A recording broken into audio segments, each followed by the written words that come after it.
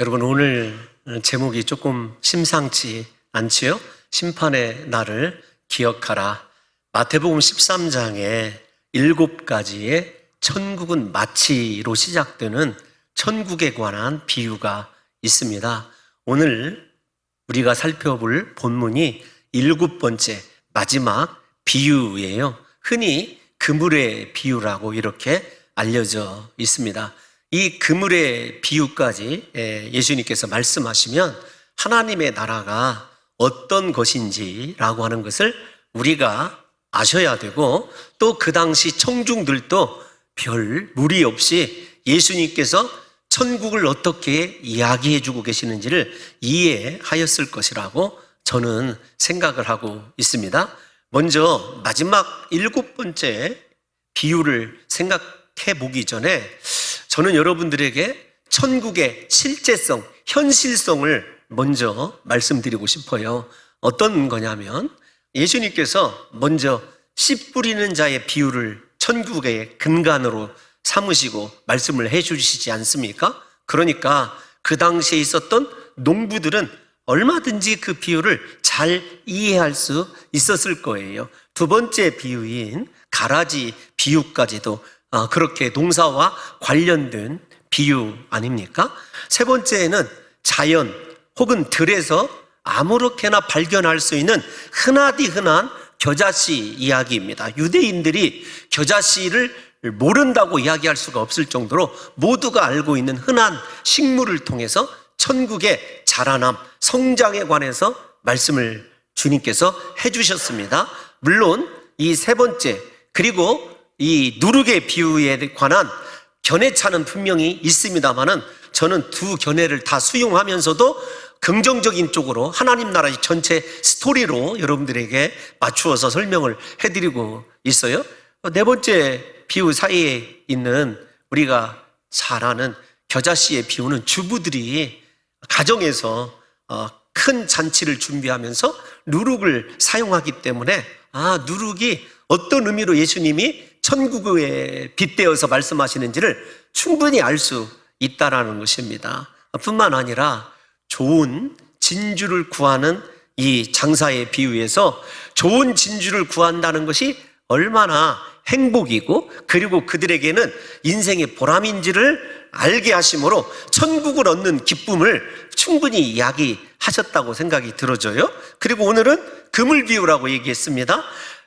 특별히 예수님의 제자들 가운데 대부분이라고 해도 과언이 아닐 정도로 모든 제자들 이게 어폐가 있네요. 제자들의 대부분이 어부였어요. 그러니까 이 그물의 비유를 잘 알아들을 수 있고, 제자라고 하는 사람들에게 마지막 이 이야기를 들려줌으로써 제자로 살아간다는 것, 하나님 나라의 주인으로서 그리스도와 함께 사역한다는 것이 어떤 의미를 뜻하는가라고 하는 것을 분명하게 더 잘 보여줬을 것이라고 생각이 들어져요. 그런데 제가 여러분 서두에서 이렇게 말씀을 드렸습니다. 이 천국은 실제적이고 현실적이라고 이야기하는 근거가 어디에 있냐면, 우리는 천국을 이야기할 때 대부분의 성도들이 죽어서 가는 곳 이렇게 생각을 합니다. 맞습니다. 그런데 죽어서 가는 곳만이 천국이다 그러면은 하나님의 나라를 오해하고 있는 것입니다. 천국은 우리의 삶에 밀접해요. 농사 짓는 사람이나 어부나 장사하는 사람이나, 그 다음에 유대에 사는 사람이나 가정주부나, 천국이 자신의 삶과 실제적으로 밀접하다라고 하는 것을 예수님이 우리들에게 가르쳐 주고 계시는 거예요. 그러니까 여러분, 천국은 추상적인 것이 아닙니다. 미래적인 것이 아니라 현세적이고 내 삶에 천국이 실제적으로 얼마든지 임할 수 있다라고 하는 것을 이 7개의 비유가 이야기해주고 있기 때문에, 우리가 이 설교를 듣기 전에 우리 사랑하는 성도 여러분들이 생각하셔야 될 것이, 내 삶 속에 과연 하나님이 다스리시는 하나님의 나라 천국은 임해 있는가? 나는 내 삶을 통해서 천국을 다른 사람들에게 보여주고 있는가라고 하는 것을 깊이 생각해 보셔야 합니다. 우리 사랑하는 성도 여러분들과 제가 자녀들에게, 만약에 여러분의 자녀가 아빠 천국은 어떤 곳이야? 이렇게 물어본다면 우리 집이 천국이야. 이렇게 말씀하실 수 있어야 되고, 여러분의 직장 동료가 사랑하는 누구누구씨 천국은 과연 있습니까? 어떤 곳입니까? 예, 제 삶을 보면 천국이 임하여 있다는 것을 보시게 될 겁니다. 이 정도 이야기할 수 있을 때 우리에게 천국의 실제성, 현실성은 상관이 있는 이야기라는 거죠. 그런 의미로 우리 사랑하는 성도 여러분들이 예수님께서 천국은 마치라는 말을 통해서 천국은 우리의 삶 속에 실제하여야 된다. 우리의 삶이 천국이어야 된다라고 하는 것을 주님이 강조하셨다라는 것을 잊지 마시고, 부디 저와 여러분들의 삶 속에 오늘 그리스도 예수께서 말씀으로 임재하셔서 우리의 삶을 말씀으로 깨우쳐 주실 때 그 말씀 앞에 굴복하고 내 생각과 내 계획을 다 내려놓고 그 말씀을 쫓아가는 하나님 나라가 먼저 실제적으로 이루어지시기를 예수님의 이름으로 축원합니다. 하나님의 나라, 예수님이 다스리시는 곳입니다. 그곳에 평안이 있습니다. 예수님의 말씀을 따라가다 보면 고통이 있고 고난이 있는 거 사실이지만 나중에 보면 진정한 기쁨과 행복이 말씀의 순종함에 있다라는 것을 우리 성도 여러분들과 제가 분명하게 아시게 되리라고 저는 확신합니다. 오늘 이 일곱 번째 그물의 비유는 일단 심판의 비유라는 것을 우리가 이 내용을 자세히 설명하지 않아도 알 수 있을 것입니다. 하나님의 나라가 심판에 의하여 완성된다는 거죠. 그런데 여기에 등장하는 천국을 비유하실 때 주님이 그물의 비유를 했어요. 복음서에 그물이 두 개가 등장을 합니다. 하나는 우리가 잘 아는 던지는 투망 그물이 있어요. 예수님께서 베드로를 부르셨을 때 나를 따라오너라, 내가 너희로 하여금 사람을 낚는 어부가 되게 하리라 그랬을 때 베드로가 아버지도 배도 그물도 버려두었다라고 했을 때 거기 그 그물은 투망을 이야기합니다. 그런데 오늘 예수님이 비유하시는, 천국으로 비유하신 이 그물은 헬라어 사게네라고 하는 그물인데 그 그물과는 달라요.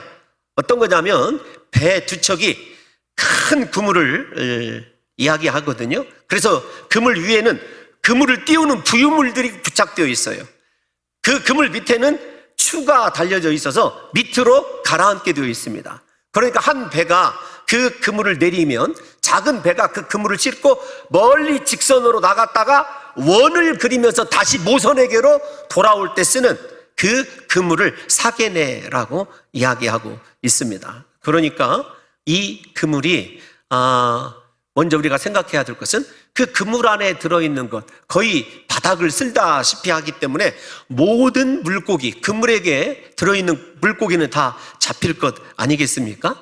중요한 것, 이 그물을 주님께서는 천국은 마치로 이야기를 하셨고 이것이 오늘날 교회의 모습이다 이렇게 생각하셔도 과언은 아니라고 생각이 되어집니다. 그래서 교회를 통해서 복음이 전파되어지고 복음이 전파되어지면 모든 사람들, 세상에 있는 사람들이 다 교회로 몰려와야 된다는 것이죠. 일단 그렇게 생각을 하셔야 됩니다. 예수님께서 누가복음에 보면은 혼인잔치의 비유에서도 너 내 거리에 가서 이 청함받은 사람들이 들어오지 않으니까 모든 사람들을 닥치는 대로 데려와라 라고 하는 말씀과 흡사하다 이렇게 이야기를 할 수 있습니다. 그런데 여러분, 이 교회 안에 우리가 이 들어와 있는 고기가 두 종류예요. 하나는 주님이 뭐라고 말씀하시냐면 좋은 것, 그 다음에 나쁜 것 이렇게 이야기하는 것이 아닙니다. 좋다 나쁘다가 얘기 아니에요. 좋다, 그 다음에 못되다 이렇게 얘기를 해요. 우리 48절 한번 띄워놔 주십시오.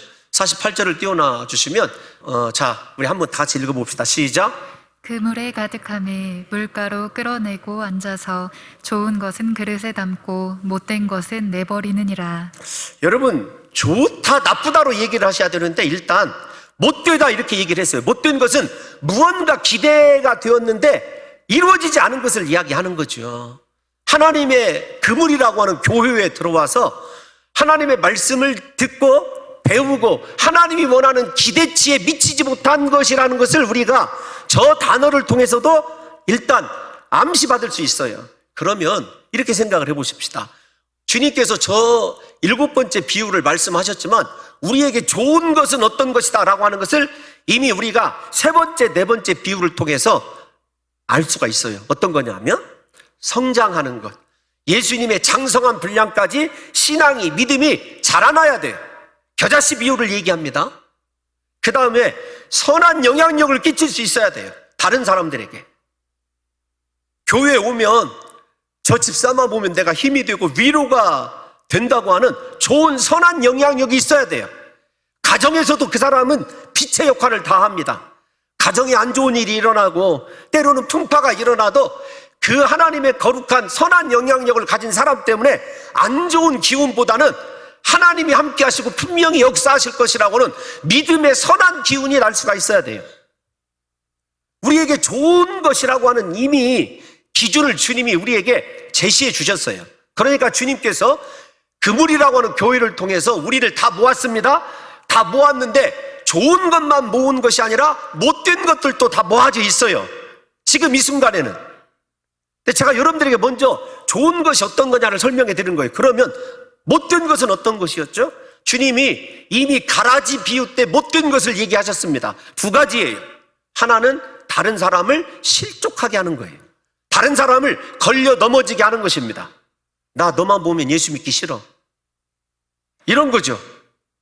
두 번째, 불법을 행하는 자들입니다. 여러분, 여기에서 불법을 행한다는 말을 다시 설명을 해드리면 우리가 그 단어가 어디에 쓰여 있다고요? 예수님의 첫 번째 설교 마태복음 7장 21절에 나더러 주여 주여 하는 자들마다 다 천국에 들어가는 것이 아니라 하늘에 계신 내 아버지의 뜻대로 행하는 자, 여러분 그것을 말씀하시고 나중에 보면 너희가 예언을 하고 그 다음에 선지자처럼요, 그 다음에 능력을 행하였어도 나와 상관이 없다, 불법을 행하는 자다, 이렇게 얘기를 하고 있어요. 7장을 자세히 한번 읽어보시면 입으로는 주여 주여 합니다. 겉으로는 선지자예요. 능력도 행합니다. 그런데 중요한 건 무엇이냐면 아버지의 뜻대로 행하지 않는 것이 문제예요.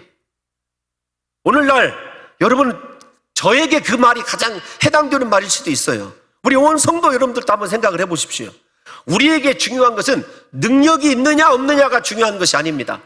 말씀을 잘 선포하는 선지자냐 아니냐가 중요한 것이 아니라 정말로 하나님의 뜻대로 양떼들을 이끌고 성도들에게 하나님이 원하시는 길을 걸어가도록 안내를 해줄 수 있느냐 없느냐가 중요한 것 아니겠습니까? 목회자의 시선이 언제나 하나님의 뜻 안에 맞춰져 있어야 되죠. 그건 저뿐만 아닙니다. 우리 사랑하는 성도 여러분들도 마찬가지예요. 그래서 우리에게 겉으로 드러나는 은사, 여러분 겉으로 드러나는 화려한 설교가 중요한 것이 아니라 그 사람이 과연 하나님의 뜻대로 가느냐 안 가느냐, 이게 굉장히 중요한 거예요. 여러분, 제가 못되다라고 하는 단어를 썼을 때, 이런 못된 녀석 이렇게 얘기를 했었을 때 되어야 될 기대가 못 미치게 됐을 때 못되다 이런 단어를 써요. 그러니까 하나님의 교회 안에 왔었을 때 교회 안에 들어온 사람들에게요 모두 다 기회가 있는 거예요. 하나님의 자녀가 될 기회가 있는 겁니다. 여러분들이 세상에서 어떤 일을 하든지 과거에 무슨 죄를 지었든지 주님은 그거 묻지 않으십니다. 예수 그리스도 믿고 내가 정말 그리스도의 믿음, 원하시는 믿음으로 성장을 하고 예수 믿은 열매가 드러나는 삶, 그것이 주님이 우리에게 원하는 거거든요. 그런데 여러분, 이 비유가 두 번째 가라지의 비유와 흡사합니다. 왜 그러냐면 좋은 밭에다가 좋은 씨를 뿌렸어요. 그런데 밤에 사단이 몰래 와서 우리가 잘 아는 대로 가라지를 덧붙입니다. 덧붙여 심어요. 그래서 좋은 씨에게 나쁜 가라지가 붙어 있습니다. 여러분, 오늘날 우리 교회도 이런 거죠. 우리의 신앙에 따라서 의인이냐 악인이냐를 어떻게 우리가 분별할 수 있겠습니까? 하나님께서 분명히 분별하실 때가 오는데 중요한 것은 어떤 것이냐면 의인들이 고난이 많다라는 거예요. 오늘 새벽에 우리가 시편 34편을 읽으면서 제가 여러분들에게 저도 이해하지 못하는 내용이 가끔 있습니다. 왜 하나님께서 의인은 고난이 많아야 되는지, 그리고 주님이 뭐라고 말씀하셨냐면 그 고난에서 다 건져주시겠다. 오늘 새벽에 저와 여러분들이 심도 있게 고민한 내용이에요. 좀 정리를 해보면 이런 거예요. 사랑하는 성도 여러분, 교회가 완전할까요? 오늘 이 그물의 비유와 두 번째, 가라지의 비유를 생각해 보면 완전하지 않습니다. 교회는 천국의 모형일지언정 천국이 아니에요. 오히려 불완전한 것이고 죄인들이 많은 곳이 교회이죠. 그렇기 때문에 저와 이 비유를 통해서 사랑하는 성도 여러분들과 제가 깨달아야 될 것이 있어요. 어떤 것이냐면, 교회 안에는 완전한 의인보다도 그렇지 못한 사람이 많기 때문에 절대로 사람을 바라보고 신앙생활해서는 안 돼요. 왜냐하면 내가 의인이라 할지라도 덧붙여준 가라지가 있습니다. 그래서 제가 이렇게 설교를 조금 돌려서 가려다가 힘들어서 직접 말씀을 드리면, 나는 왜 그렇게 사람들에게 좀 아픔도 당하고 고난이 많은가? 그 사람은요, 사실은 좋은 씨일 가능성이 있어요. 중요한 것은 주님이 추수하는 때까지 기다리는 인내의 믿음이 있느냐 없느냐, 그 차이가 있을 뿐입니다. 그런데 반대로 한번 생각을 해보십시다. 사랑하는 성도 여러분들과 제가, 나는 그물 안에 있고 좋은 밭에 뿌려져 있는데 나는 좋은 씨일까? 가라지일까? 나는 좋은 고기일까? 못된 고기일까? 이것만 생각을 해야 돼요. 이런 관점에서 보면 사랑하는 성도 여러분들이 다른 성도들을 바라보면서 정죄하고 비판해서는 안 됩니다. 왜 그러냐면, 좋은 고기와 못된 고기, 가라지와 그 다음에 좋은 씨를 구분하실 수 있는 분은 농부이시고 어부이신 하나님이십니다. 중요한 건 우리가 다른 사람을 쉽게 정죄하고 비판한다는 거예요. 그래서 예수님께서 뭐라고 말씀하셨냐면, 비판하지 말라. 너희가 비판하는 그 비판으로 반드시 비판을 당할 것이다.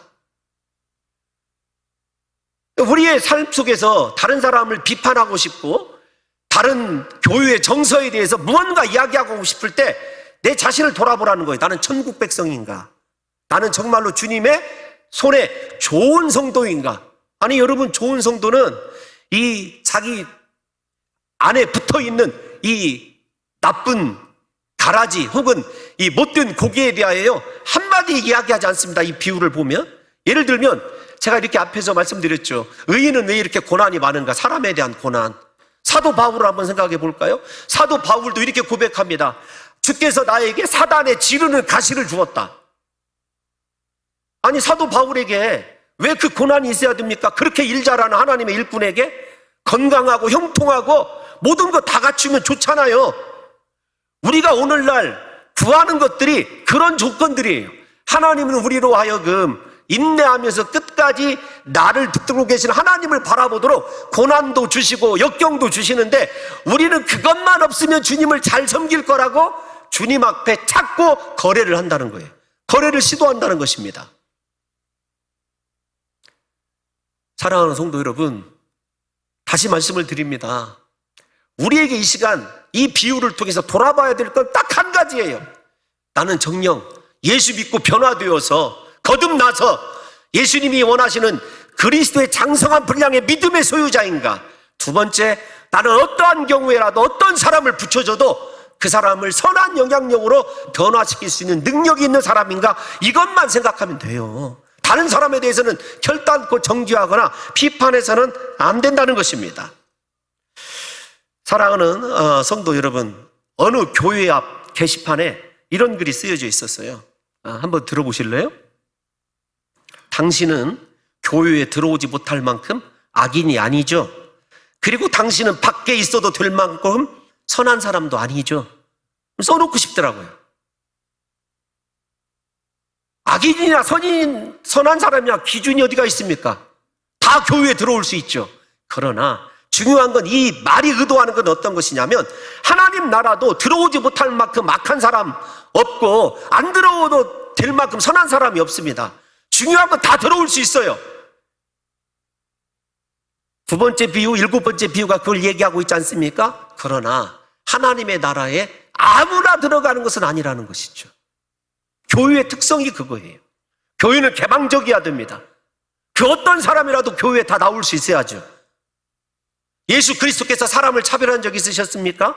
저주받은 나병 환자, 간음했던, 현장에서 간음하다 잡힌 여인, 요한복음 8장, 요한복음 5장에 보면 무려 남편을 5번씩이나 바꿨던 여인, 주님이 다 품어주셨어요. 세리 죄인. 그런데 오늘날 우리는 말입니다, 예수를 믿는다고 하면서도 은근히 내가 가지고 있는 어떤 판단 기준이 있어요. 사람에 대하여. 그것이 무너지지 않는 한 죄송한 말씀이지만 내가 진짜 어떤 고기인지를 우리가 분명하게 볼 수 없다라는 거예요. 사랑하는 성도 여러분, 우리가 이렇게 이 고기의 비유를 통해서 예수님께서 분명하게 심판을 이야기를 하셨어요. 48절 다시 한번 읽어볼게요. 시작. 그물에 가득함에 물가로 끌어내고 앉아서 좋은 것은 그릇에 담고 못된 것은 내버리느니라. 여러분, 나는 정말로 좋은 것과 못된 것의 차이가 어떤 것이냐 하면 주님의 말씀이겠죠. 하나님의 뜻입니다. 이 본문을 조금 제가 다른 각도로 한번 설명을 좀 해보고 싶어요. 유대 나라에는 기준이 있어요. 고기의 기준. 못된 것, 물론 못 먹는 것이 있죠. 레위기 법에 의하면 비늘이 없고, 예를 들면 아가미가 없고 이런 거 못 먹습니다. 그러니까 첫 번째 기준은 당연히 레위기 법에 의해서 좋은 것과 못된 것을 나눈다고 한다면, 주님이 우리를 가르치는 기준은 너 말씀에 합당하냐 합당하지 않느냐예요. 직분이 무엇이냐, 신앙생활을 얼마큼 하느냐, 네가 방언을 할 줄 아느냐 못하느냐, 그런 게 아니라 말씀에 합당하냐 합당하지 않느냐예요. 첫 번째 기준은. 두 번째 기준은 제가 생각할 때 약간 크기도 있어요. 크기. 성장에 관한 거예요. 서양에도 가면 여러분 뭐 미국이든지 영국이든지 해변에 이렇게 가보시면 자가 이렇게 박혀져 있어요. 자가. 표준어 쓰니까 못 알아들으시죠? 잣대가 있어요. 잣대. 그래서 그 잣대를 통과하지 못하면 바다로 다시 돌려보내야 돼요. 성경에서 잣대에는 통과를 하지 못하는데, 자에는 통과를 하지 못하는데, 그렇다고 바다로 돌려보내기는 어려운, 조금 애매한 것들은 이 바닷가에다 이렇게 놔둡니다. 그러면 가난한 사람들이 와서 그 물고기를 가져다가 먹거든요. 그 물고기가 무엇이냐면 파이디온이에요. 예수님께서 오병이어의 기적에서 나왔던, 등장했던 물고기 2마리. 그 파이디온이거든요.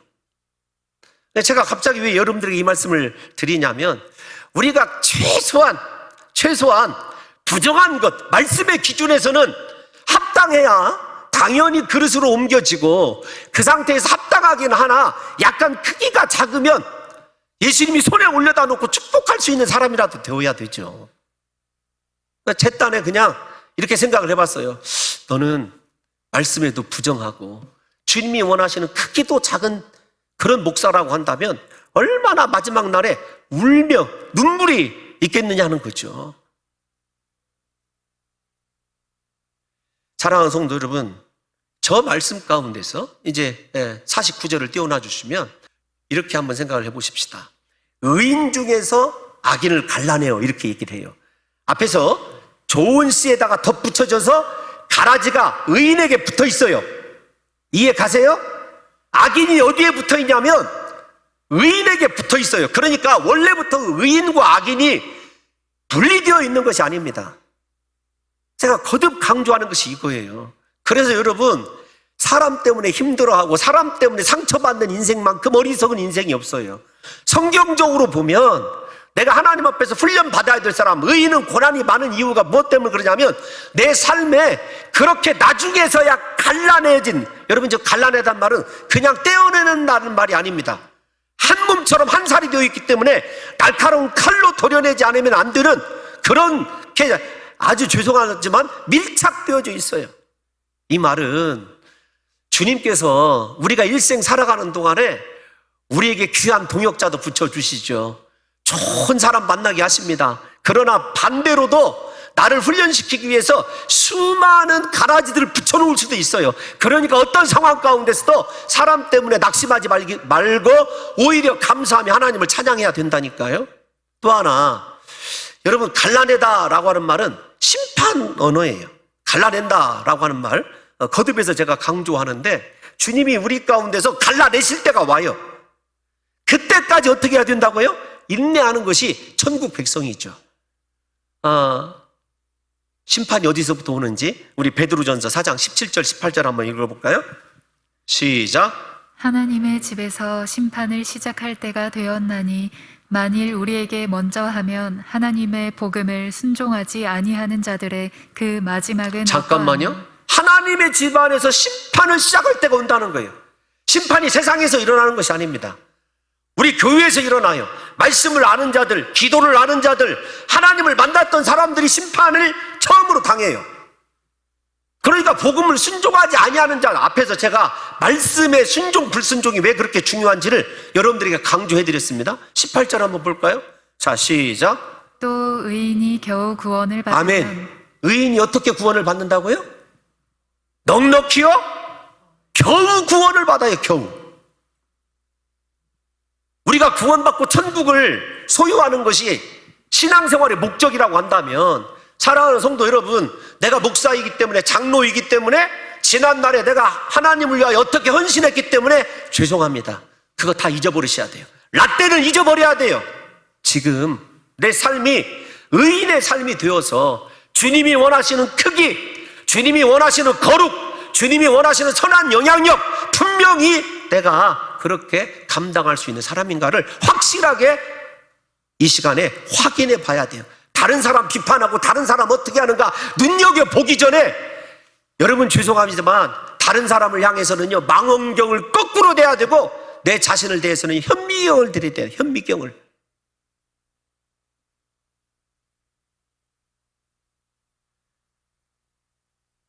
우리가 어떻게 지금 믿고 있느냐, 그거 심판의 기준이라는 거죠.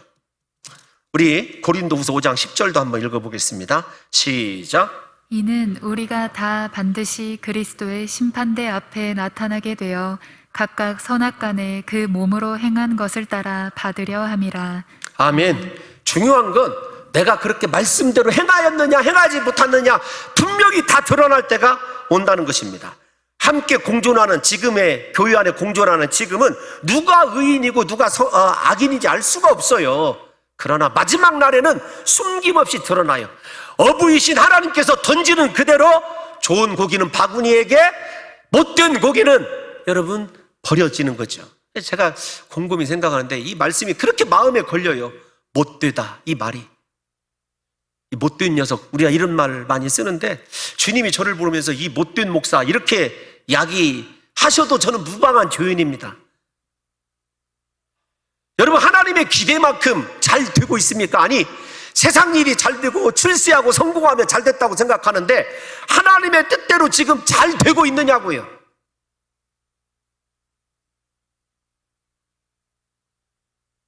여러분, 예수님은 이미 우리의 이 갈라냄, 심판을 우리가 잘 아는 가라지 비유에서도 말씀하셨어요. 절대로 가라지는 곳간 안에 들어가지 못합니다. 알곡만 창고에 들어가게 되어 있어요. 우리가 산 그대로 심판을 받게 되어 있는 거예요. 그럼에도 불구하고 예수님께서 이렇게 심판을 이야기하셔도 사람들의 마음에 아무런 찔림이 없어요. 예를 들면 사랑하는 성도 여러분, 이렇게 한번 제가 여쭤볼게요. 오늘 심판에 대해서 듣고 가라지 비유 때도 들었는데, 하나님 앞에 심판대에 내가 서야 된다, 주의 심판을 이렇게 기억하시면서 하루하루를 보내시는 경우가 몇 번이나 됩니까? 예를 들면 무엇을 먹을까? 내가 무엇을 먹어야 건강하지? 우리 자식들을 어떻게 하면 잘 가르칠 수 있을까? 어떻게 하면 서울대학교 보낼 수 있을까? 여러분, 이런 생각들, 세상에서 어떻게 하면 내가 성공하고 출세할까? 이런 생각들을 많이 하는데, 내가 심판대에 서야 되는데 하나님의 거룩한 뜻을 이루고 있을까? 못 이루고 있을까? 이거 여러분 고민하는 성도 있습니까? 예수님 시대나 오늘 시대나 우리에게 가장 큰 병은 무엇이냐면, 이렇게 갈라내어 풀무불에 던져서 슬피 울며 이를 갈게 하는 그날이 있다고 하는데도 불구하고 우리는 하나님의 심판에 대해서 절대로 감각적이지 못합니다. 무감각해요. 돈 조금 잃으면 그것 때문에는 잠 못 자고 고민을 합니다. 건강 잃어버리면은요, 그날이 바로 내가 인생의 마지막 날인 것처럼 완전히 혼돈에 사로잡혀요.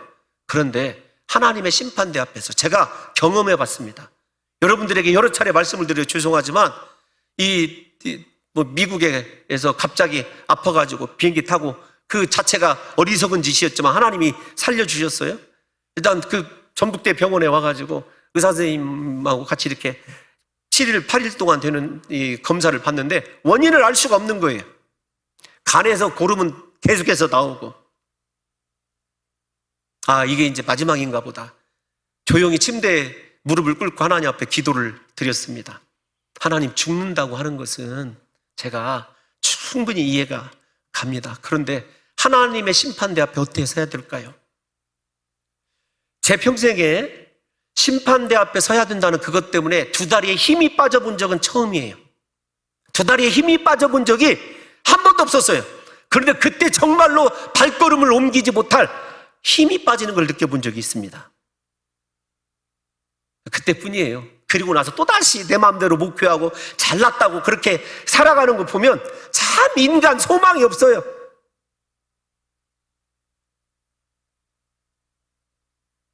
제가 드리고 싶은 마지막 말씀이 어떤 거냐면, 여러분 잘 생각해 보세요. 왜 우리는 심판에 대해서 민감하지 못할까? 진짜 심판대를 생각하지 못할까? 오늘날 한국 교회는 왜 그럴까?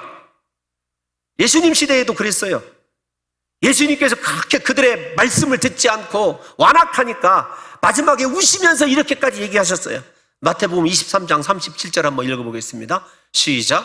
예루살렘아 예루살렘아 선지자들을 죽이고 내게 파송된 자들을 돌로 치는 자여, 암탉이 그 새끼를 날개 아래에 모음같이 내가 내 자녀를 모으려 한 일이 몇 번이더냐. 그러나 너희가 원하지 아니하였도다. 주님이 날개 아래 모으시기를 원하시고 그 날개 아래서 회개하고 새로운 인생 살기를 원하여도요, 그들이 원하지 않았어요. 거부했어요. 오늘날 마찬가지입니다. 예수님께서 너 내 품으로 돌아와라. 내가 너에게 지시하는 곳으로 가라. 내가 너에게 말씀하는 대로 살아라. 그런데 여러분, 우리가 정말로 그 주님의 부르심과 주님이 나에게 원하시는 것을 간절히 원하느냐고요. 우리가 원하는 것은 죄송하지만 세상뿐입니다. 돈입니다. 성공입니다. 명예입니다. 그리고 그것 잘 되면 내가 축복받고 있다라고 생각하고 있어요. 여러분, 과연 그 축복이 심판대에 있는 하나님의 잣대를 통과할 만한 그런 축복일까요? 그렇다면 다행이겠지만, 여러분, 지금도 하나님의 심판의 시계는 계속 돌아가고 있습니다. 심판의 그물은 계속해서 안쪽으로 쪼여오고 있는데 우리들은 아직 물속에 있다라고 생각하면서 심판을 그렇게 피부로 느끼지 못하는 거죠. 여러분, 이 말씀을 마무리 져야 되는데 저는 심판의 실제성을 이야기하고 싶어요. 50절 한번 띄워놔 주십시오. 시작. 풀무불에 던져 넣으리니 거기서 울며 이를 갈리라. 풀무불에 던져 넣는다. 저기 풀무불이 우리가 잘 아는 지옥의 상징성이다, 이렇게 얘기를 하고 싶어요. 공간적인 어떤 특징을 이야기하는 것이겠죠. 주님은 지옥 혹은 심판받을 장소를 언제나 타는 불로 말씀을 하셨어요. 하나 확인해 볼까요? 마태복음 25장 41절 시작. 또 왼편에 있는 자들에게 이르시되 저주를 받은 자들아, 나를 떠나 마귀와 그 사자들을 위하여 예비된 영원한 불에 들어가라. 아멘. 나를 떠나라. 예수님과 분리되는 거죠. 그리고 들어갈 곳이 어디냐면 불 속이에요. 이 불이 얼마나 뜨거운지를 또 비유로 말씀해 주신 적이 있어요. 우리 누가복음 16장 24절 한번 읽어볼까요? 시작. 불러 이르되 아버지 아브라함이여, 나를 긍휼히 여기사 나사로를 보내어 그 손가락 끝에 물을 찍어 내 혀를 서늘하게 하소서. 내가 이 불꽃 가운데서 괴로워하나이다. 구약과 신약을 읽어보면 지옥이 있습니다. 반드시 타는 불꽃이 있고 그 속에서 고통당하는 것들이 한두 번 기록되어 있는 것이 아니에요. 여러분, 제가 꼭 장례식에 가면 제 설교를 우리 부목사님들이 다 외우실 정도예요. 왜냐하면 혹시라도 그 유족 중에 예수를 안 믿는 사람이 있으면 꼭 제가 들려드리는 예화가 있거든요. 아니, 제가 경험한 일이에요. 목사로서 많은 장례를 집례도 하고, 그 다음에 제가 여러분 뭐라고 할까, 임종을 지켜보죠. 예수 믿는다는 것이 진짜 귀한 일이라고 하는 것을요, 임종할 때 보면 그렇게 행복해요. 아, 천국이 있어. 진짜 목사인데 돌아가시는 분들 보면 정말로 그렇게 고통 중에 있다가 마지막 순간에 그 얼굴이, 죄송합니다, 표현이 너무 거칠어서 이 주름이 쫙 펴지는 걸 보면 다리미로 그렇게 구겨진 옷을 다리는 것처럼 펴지면서 얼굴이 그렇게 화내요. 자네 주무시는 것처럼. 저 그 여러 번 경험했거든요. 저는 목사로서 성도들의 임종이 가장 은혜스러운 순간이에요. 진짜 천국이 있구나. 근데 제가 전도하는 가운데 제가 초기에 우리 교회에 왔을 때 지금은 잃어버린, 이름조차도 잃어버린 그 분이 계세요. 예수 믿으십시오. 천국이 있습니다. 내가 목사님 왜 천국을 믿어요? 아니 예수를 왜 믿어요? 나는 연때까지 거짓말 한 적 한 번도 없고 다른 사람에게 해끼친 적도 없어요.